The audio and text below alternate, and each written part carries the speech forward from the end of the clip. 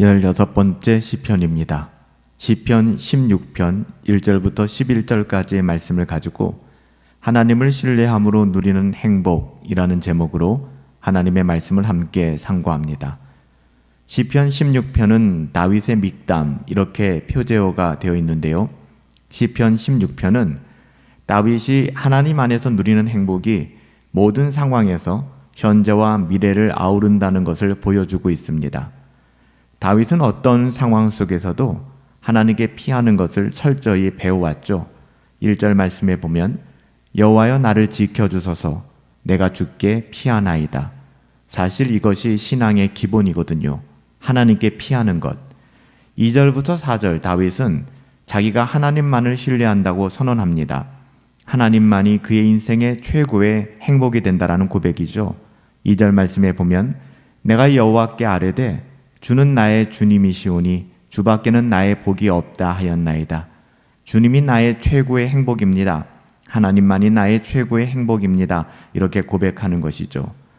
또한 다윗에게는 또 다른 기쁨이 있었는데요. 그것은 이 땅에 살아가는 동안에 하나님께서 함께 하신 성도들입니다.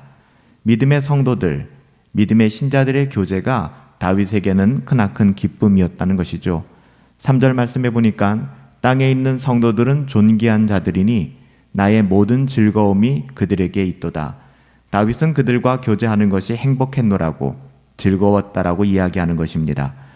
하나님과 가지는 그 복된 관계는 이 땅을 살아가는 동안에 믿음의 사람들과 가지는 성도의 교제 속에서 나타나는 복된 관계로 연결되어집니다. 그러니까 우리가 믿음의 관계, 교회 안에서 믿음의 사람들과 나누는 모든 관계는 내가 하나님과 어떤 관계에 있느냐에 따라서 결정되어진다는 것입니다. 다시 말하면 하나님과 나와의 관계가 좋으면, 투명하면 이웃과의 관계도 투명할 수밖에 없고, 우리가 혹은 사람들과의 관계에서 짜증나고 불평하게 된다 그러면 하나님과 우리와의 관계가 투명하지 못한 거예요. 다윗은 이것을 믿음으로 고백하는 것이죠. 그래서 믿음의 사람들로 말미암아 하나님께서 내게 주신 믿음의 사람들, 성도의 교제로 말미암아 내가 즐거워한다, 행복해한다. 만약에 다윗이 하나님과의 관계가 불편했다면 믿음의 사람들과의 관계 또한 불편해졌을 것입니다. 여러분, 우리는 어떤가요? 여러분들은 교회 안에서 소그룹이나 또한 성도의 교제를 나눌 때에 그것이 여러분들에게 참된 기쁨이 되고 있습니까? 문제는 나와 하나님과의 관계예요.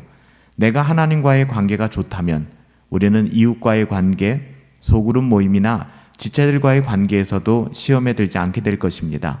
시험에 들지 않을 뿐만 아니라 그들과의 관계가 즐겁고 행복할 수밖에 없다는 것이죠. 여기에 교회에 행복이 있는 거예요. 성도의 교제에 행복함이 있다는 것이죠. 5절부터 7절에서 다윗은 현재 자신이 처한 상황에서 하나님으로 인하여 만족한다라고 고백합니다.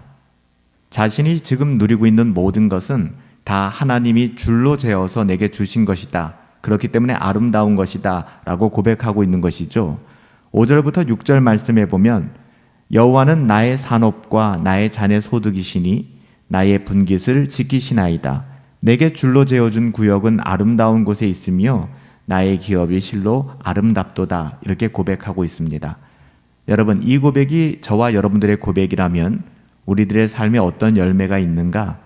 만족함과 자족함이 있을 것입니다. 하나님을 신뢰하기 때문에, 하나님은 실수가 없기 때문에 나는 인정할 수 없고 나는 지금 어려운 상황이라 고난이다 라고 불평할 수밖에 없지만 이 또한 하나님께서 내게 줄로 재어서 준 아름다운 곳이다. 이 고백이 있다면 하나님의 선하심을 노래하게 되겠죠. 자족하고 만족하게 될 것입니다. 지금 상황이 어떠하든지 이것은 선하신 하나님께서 한치의 오차도 없이 줄로 재어 주신 것이기 때문에 이 상황 안에서도 자족하고 만족할 수 있는 그런 신앙을 갖게 되는 것이죠. 하나님은 실수가 없으니까요. 하나님께서 항상 이런 생각들로 우리를 인도하시기에 언제라도 다윗은 하나님을 찬송할 준비가 되어 있었습니다. 다윗의 신앙을 살펴보면요, 항상 현재에만 머물지 않고 언제나 장래의 은혜, 앞으로 되어질 일들에 대한 기대와 소망이 있었음을 우리는 알 수 있습니다. 다윗이 언제나 요동하지 않고 안정감을 누릴 수 있었던 근거가 뭘까요? 그것은 하나님께서 항상 나와 함께 계시고 내가 하나님 앞에서 살아가고 있다라는 믿음, 이 신앙이 있었기 때문에 가능한 것이죠.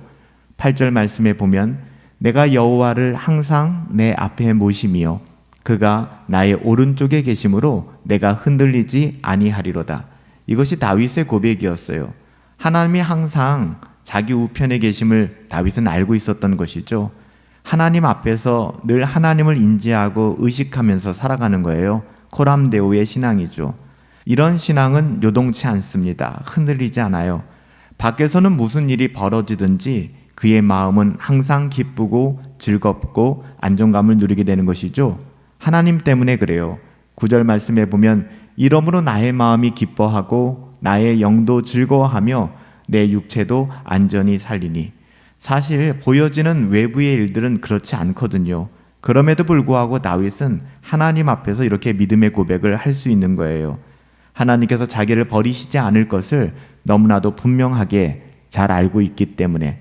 10절 말씀에 보니까 이는 주께서 내 영혼을 수월에 버리지 아니하시며 주의 거룩한 자를 멸망시키지 아니하실 것임을 내가 알기 때문이다 라고 고백하는 것이죠.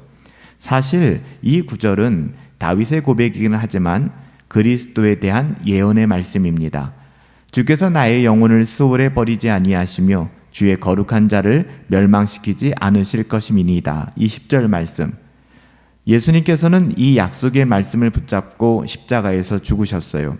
그리고 11절 말씀에 보면 주께서 생명의 길을 내게 보이시리니 주의 앞에는 충만한 기쁨이 있고 주의 오른쪽에는 영원한 즐거움이 있나이다 라고 고백하셨죠. 이것이 참된 믿음의 삶을 살아가는 사람들의 고백이고요. 하나님을 신뢰하고 날마다 순간마다 하나님 앞에 자기의 영혼을 부복하는 자들의 고백이 되는 것입니다. 예수님만의 고백이 아니죠. 예수님에게만 이런 소망이 해당될까요? 그렇지 않아요. 예수 그리스도로 말미암아 거듭나고 그리스도와 연합된 모든 하나님의 자녀들에게 이 말씀은 소망의 약속이 되는 것이고 장래의 은혜가 되는 것입니다. 여러분은 주께만 소망이 있고 주께만 즐거운 충만한 즐거움과 기쁨이 있으며 영원한 기쁨과 즐거움이 있음을 알고 계십니까? 또한 그것을 바라며 살아가고 계신가요?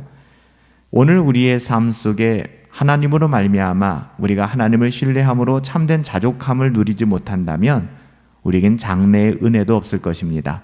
장래의 은혜는 오늘 우리가 자족하는 삶을 통하여 드러나게 되는 것이죠. 하나님을 신뢰함으로 누리는 행복, 하나님을 신뢰하기 때문에 내 영혼이 안전한 것이며 하나님을 신뢰하기 때문에 자족할 수 있는 그 마음들, 세상이 줄 수 없는 그 참된 평안과 안정감과 행복을 정말 주 예수 그리스도로 말미암아 충만하게 누릴 수 있게 되기를 예수님의 이름으로 축복합니다. 살아계신 아버지 하나님, 영원히 지옥에 떨어질 저희를 불쌍히 여기사 그리스도께서 저희에게 지혜와 의로움과 거룩함과 구원함이 되셨으니 이제 저희가 그리스도 안에서 성삼위 하나님과 영원한 사귐 가운데 들어오게 되었습니다. 임마누엘 하나님을 통하여 저희와 영원히 함께 하시길 기뻐하시는 아버지 하나님, 오늘도 저희가 하나님의 의와 거룩을 추구하며 살아가게 하옵소서.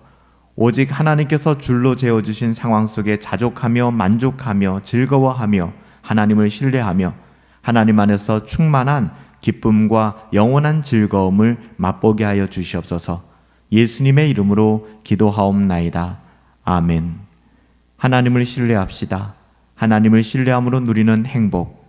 비록 우리의 삶의 자리가 녹록지 않지만 이 모든 것 하나님의 선하신 뜻이 묻어 있으며 하나님께서 줄로 재어 실수하지 않고 분명하게 우리에게 주신 선하신 기업이라는 사실을 여러분 잊지 마시고 기억하시기 바랍니다.